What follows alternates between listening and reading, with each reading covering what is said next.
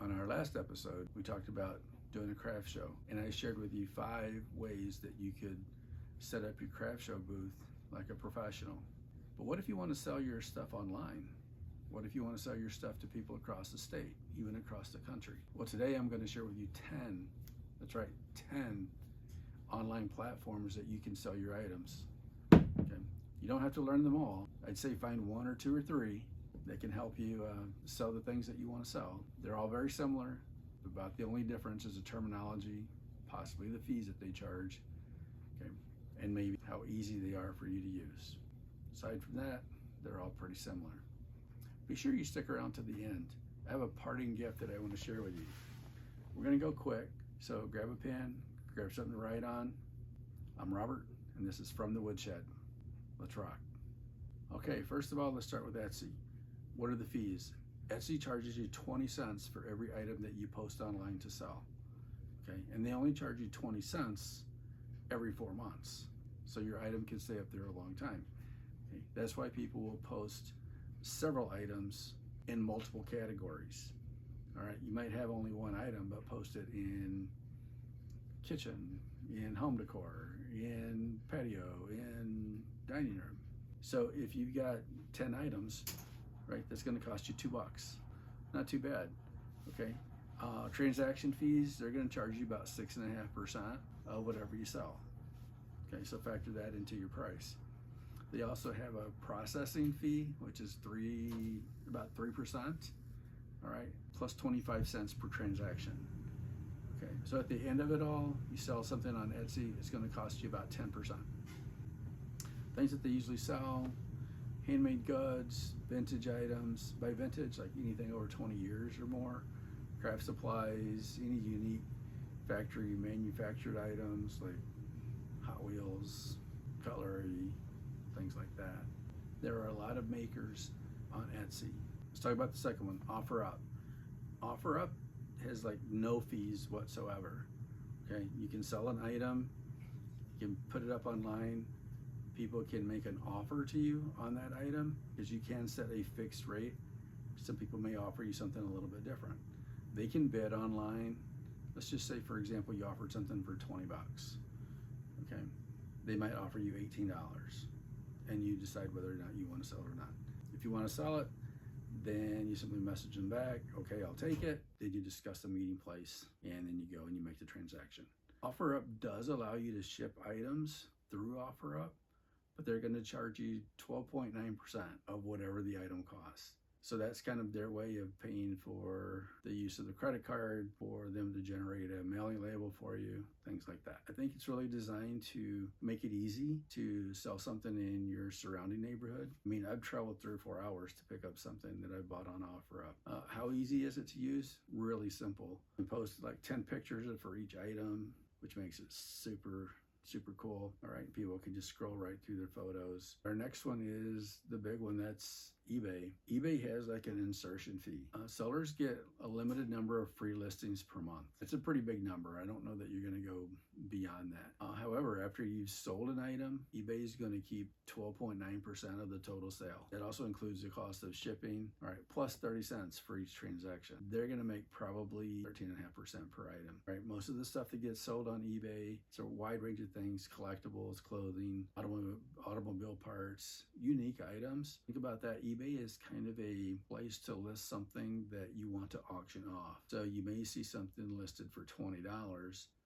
but that might be an initial bid. The person listing the item has decided, I am going to only offer this for 2 hours, 5 hours, 10 hours. They might even offer it for a few days. And once you click on it, get notifications if other people outbid you. So it's kind of fun that way. How easy is it to use? I'm going to say there's a little bit of a learning curve. I mean, once you've learned with all these online programs how to upload something, how to write a description for something, what is it that you want to get for the item, and what's it cost to ship, that's kind of the general format for all of these online sources. I think eBay might give you too many options. All right, fourth one, Poshmark. Poshmark, pretty good place.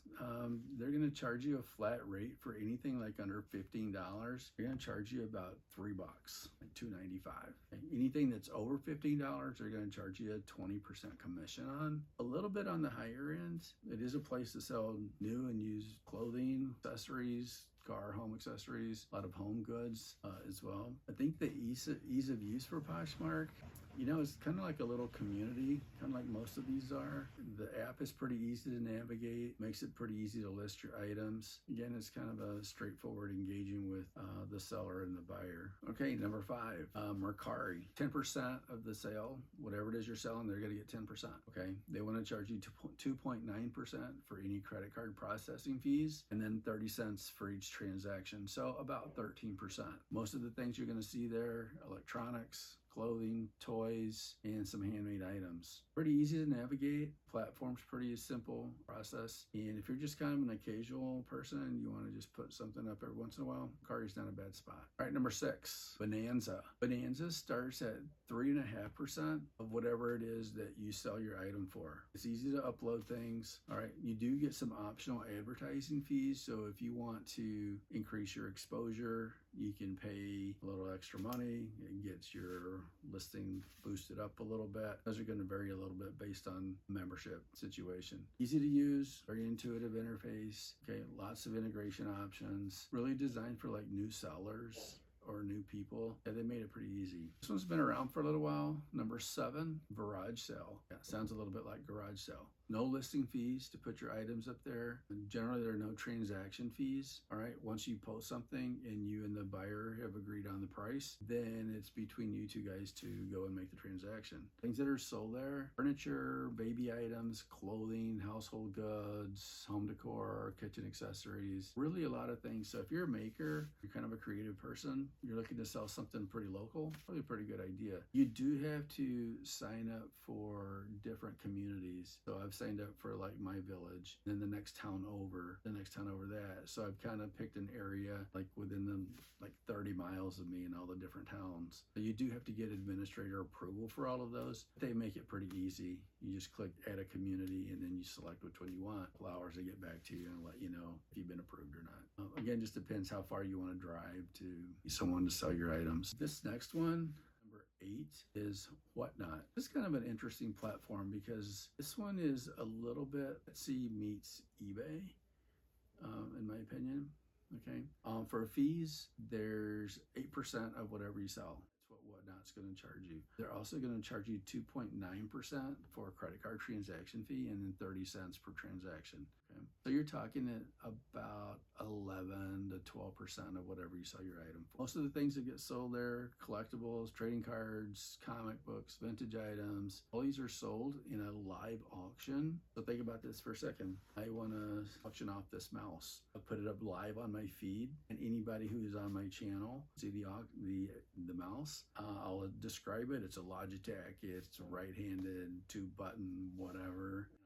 It's brand new, just got it out of the box or whatever. So this does create a nice interactive experience with people. People can like start chatting with you while you're on your phone showing it. You know, it's really kind of a fun experience. You don't have to show your face in it. You just need to show the item. It's really kind of a fun way to be interactive. If you're one of those people who don't like to interact a lot with people, this is a good way to practice. The only downside is there are a variety of categories that you can join, but in order to have a good auction, you need to have people there. The only way to do that is to kind of get yourself known a little bit in the community of Whatnot. And the way you do that is you just simply join other auctions and you join other groups. And then when it comes time for you to do your own sale, you just post in your group, hey, from the Woodshed, we're doing a sale on February 1st, 10 o'clock at night, right? And so anyone who subscribes to you will get a notification that your sale's coming up. So people kind of join in, they log off. It's really pretty fun, I think. Like all these other platforms, you gotta know how much your item costs, include the price that Whatnot's going to take, whoever the platform is. You gotta know how much it's going to cost to ship the item. And those are just things that you need to make sure that you include in the cost of your item. Nice thing about Whatnot is you can print the printing label. Once you package your item, there you go. You got a label. You just stick it on the box and mail it. It's kind of cool. Okay, number 9. This one's a new egg. This one's kind of new. No monthly fees. Okay, instead they charge you 49 cents for every item that you sell. Okay, and they'll give you up to like 5,000 free items to post. This one's a little different. You can buy a subscription. Okay, and those plans vary a little bit and they're just monthly fees. The ranges go anywhere from like 8 to 15%. Once you sell something, things that get sold here, usually computers, computer hardware, electronics, gaming products, any related accessories that go with all those things. Newegg kind of caters a little bit to like the tech savvy sellers and buyers. Platform's pretty robust and it's kind of complex too. So if you're not familiar with like electronic retail, you might stumble around it a little bit. Like anything else, once you kind of get the gist of it, you'll be okay. I mean, obviously, if you're selling technology things, I mean, you're probably charging quite a bit anyway, so it's probably worth it. Newegg has 3 memberships. Okay, the first one is the non-elite membership. I like how they call you non-elite. Basically, you get 5,000 items that you can list. Your second membership is a professional membership, which is $29.95, which you get more promotions and more boosting of your items and your page. And then the last one is an enterprise membership, which is like $99. You get some advertising opportunities, you get unlimited items. Sounds a little expensive to me, but I'm an interesting one to check out. I'll let you be the judge. And then the last one, number 10, is Facebook Marketplace. All right. It's free to list items. If you're shipping items through Facebook, all right, they're going to charge you a 5% fee for that. Okay. Or a flat fee of like 40 cents. Okay. For anything that's over $8.